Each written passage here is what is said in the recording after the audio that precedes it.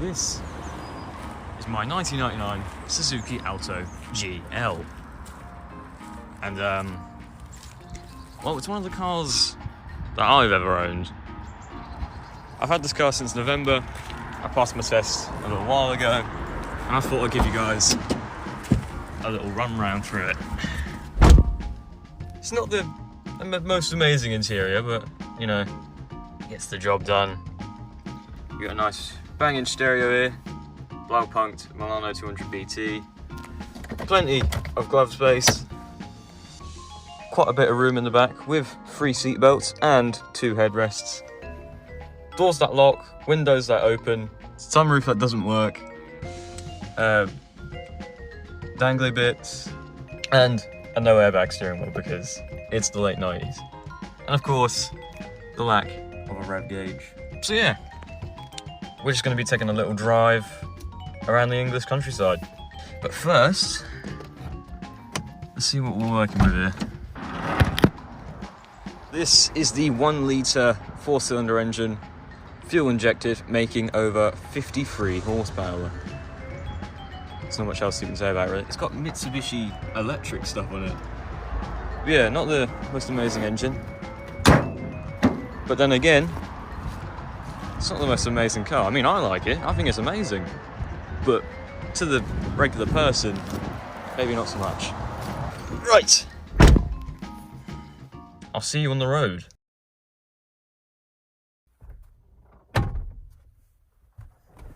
Right. So the reason we're in a different location is because I made a bit of a mistake and I recorded my shoulder the entire time. So I've moved it to the passenger seat, the camera set up now.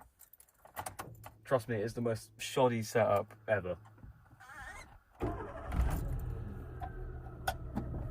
So yeah, before this we were on much nicer roads, but now we're on this kind of crap single track road. I'll try and get onto the better roads very shortly. I have no idea where I am. We're in the middle of absolutely nowhere. I can't even comment on any cars coming by because, well, there are no cars coming by.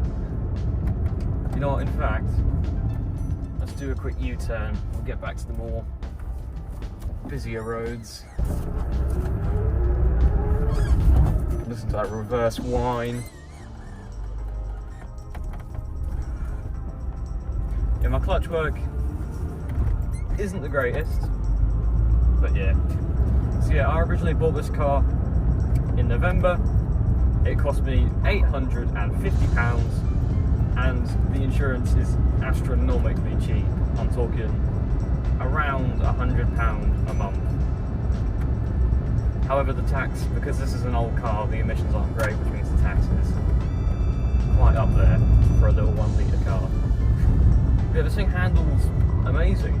It is basically just a little go-kart. It is kind of like a modern Mini Cooper. It hasn't got power steering.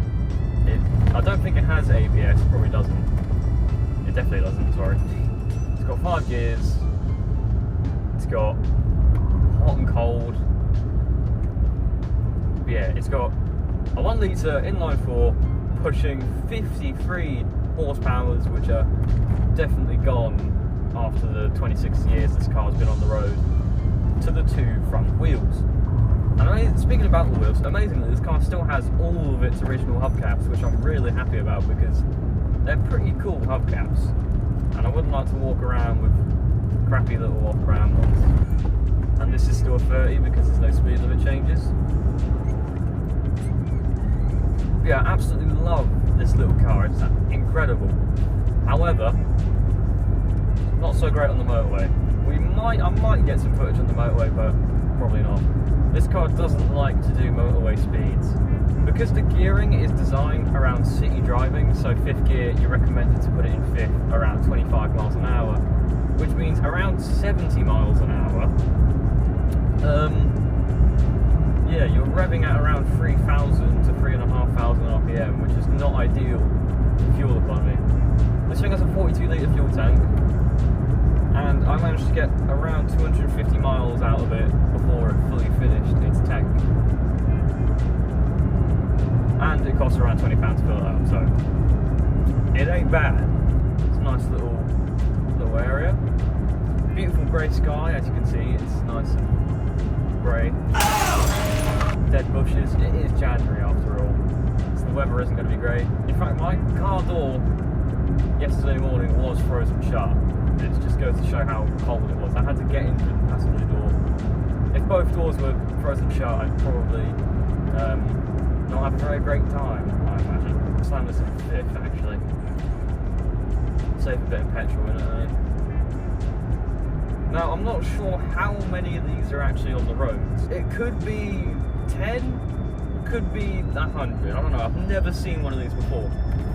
The first time I saw this thing was when I bought it. That was the first time I saw any one of these Suzuki Altos. That's how rare they are.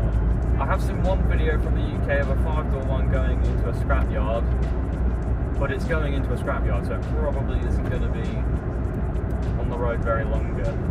It was a very nice road. It's nice and wide, it's got clear markings. It's quite a rare sight for the United Kingdom, really. Oh, well, there you go, they're gone now. I spoke too soon. Jesus, that thing is flying. That Renault Scenic came by at least 12% the speed of sound. But so far, very nice little road. It's wide. That's about it, really. It's kind of the bare minimum for the United Kingdom. As long as it's wide and has sort of markings. Defender, oh, that's very nice. 25 plate, that's still selling them.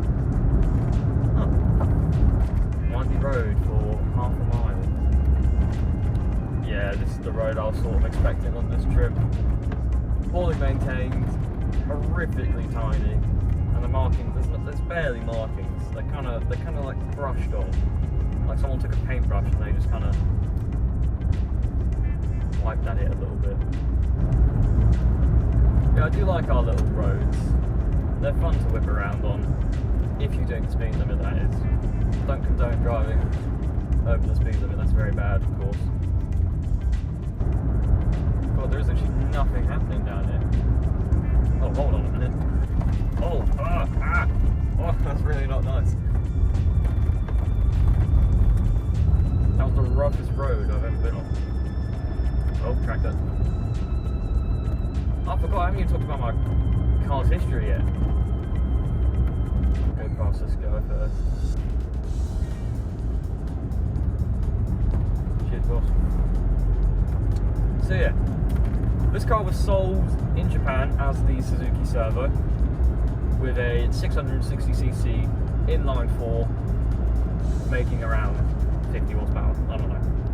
Then it was brought over to India where they extended the wheelbase to make it not K regulations, and they slapped a Suzuki 1 litre 4-banger in there, making 53 horsepower. They then brought the Rarity Zen over to England and Europe and sold it as the Suzuki Alto, which is what this is. This is a Suzuki Alto with a 1 litre 4-cylinder engine making 53 horsepower. So yeah, it's a bit of a weird car, a bit odd. Still don't know how many there are in the UK, let alone in Europe. I think they are quite popular with the Danish though. If you've seen one of these, let me know. Because I still haven't. I haven't seen a single one of these. 20 mile an hour speed limit, 300 yards ahead. Why not just have a speed limit sign instead of a speed limit warning sign? That is stupid. What a waste of money that is. Ford Puma ST. Passed my test in one of them. Anyway, fun fact. The rear wiper and rear wiper washer are a button. I love that. That's the coolest little feature. You press a button, the rear wiper goes on. I love that. This guy's right behind me. He is really trying to get past me, I think. I can't do anything. I'm going 30 mile an hour. It's 30 mile an hour speed limit.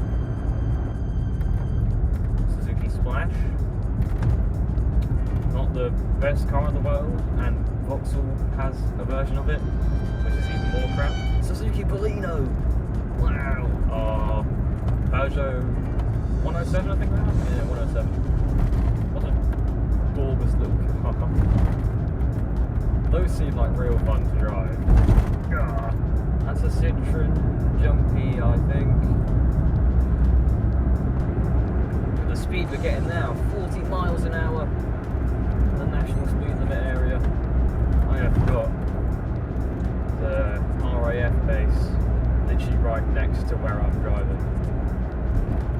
Hopefully there's not a stray bullet that snipes me through the windscreen. Yeah, just casually an RAF base plastered in this little town. I can see a sniper tower. There's genuinely a sniper tower. Ooh, what's that? I think that's a Toyota Alto. I think, maybe, probably not. Yeah, this thing has a rather comfortable ride. I mean, the seats are alright, they're cloth, but for some reason the backs and sides are leather. I'm not sure what person came up with that decision. Yeah, it's got nice suspension. I think it's kind of like a torsion beam at the rear.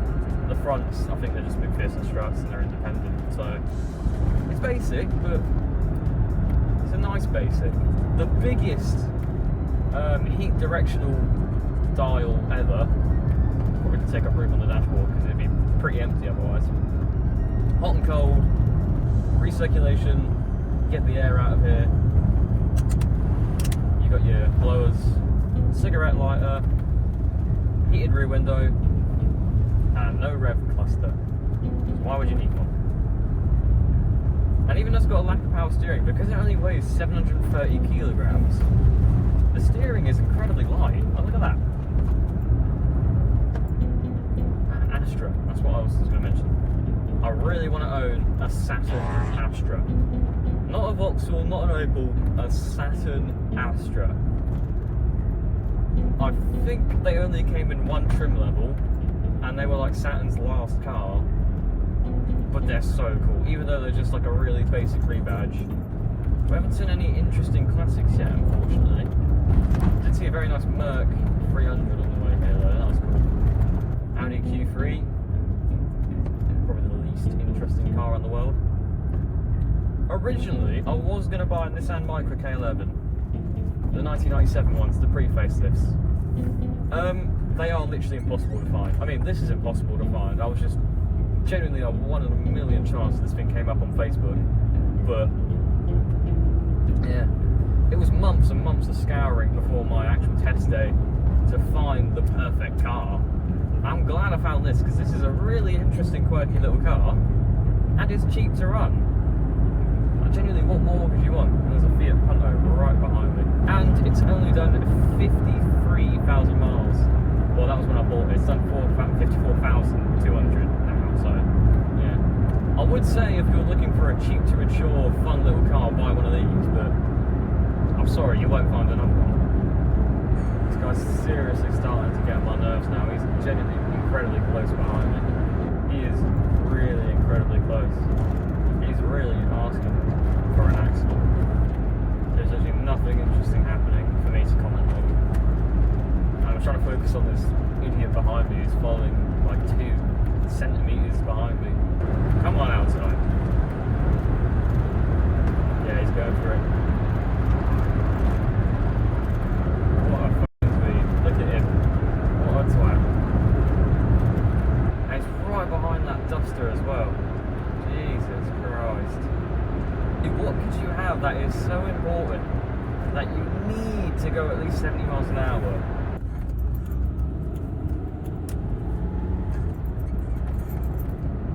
Oh, we're back at the beginning. Well, let's pull back in then. I think we've done enough driving for the day.